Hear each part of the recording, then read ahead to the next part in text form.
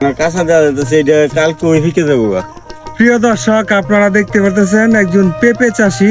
তিনি আসলে শখের বশে পেঁপের চাষটা করেছিলেন। তার কাছে জানার চেষ্টা করব কি পরিমাণ পেঁপে পেয়েছেন এবং কি পরিমাণ বিক্রি করেছেন। ওইসে আল্লাহ দিছে 20-30 হাজার টাকা মতন বেচছি। এই ক্ষেত্রে কি করছিলেন গতবার? মরিচ করছিলাম, মরিচের ডগ হয়েছে না, পরে পেঁপে রেখে দিচ্ছি। পেঁপের বীজ দিছিলেন। এই পেঁপের বীজ থেকে প্রায় কতটি গাছ আছে এখানে?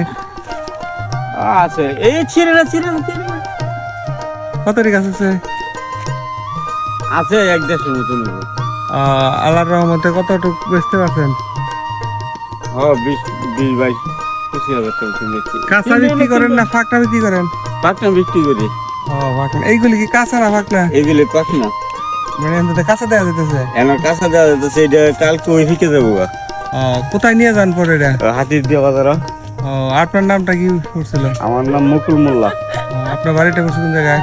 বাইরে বলছে চরসনমনিয়া মোল্লাবাড়ি। আচ্ছা, ঠিক আছে। 25,000 টাকা মতো বিক্রি করছেন, তো আরো আশা করা যাচ্ছে আর কি না? হ্যাঁ, আচ্ছা। তো এমন কোনো রোগ বালাই হয় নাই তো নাকি? না, রোগ বালাই হয়েছিল, ওষুধ দিছি। নিচ দিয়ে আবার কি দিছেন এগুলি? লিজ দিয়া কুমড়া দিছি, লাউ দিছি। লাউ কুমড়া কি ধরছে? না, ধরে নাই এখনো। আচ্ছা, ঠিক আছে, তো ভালো থাকবেন।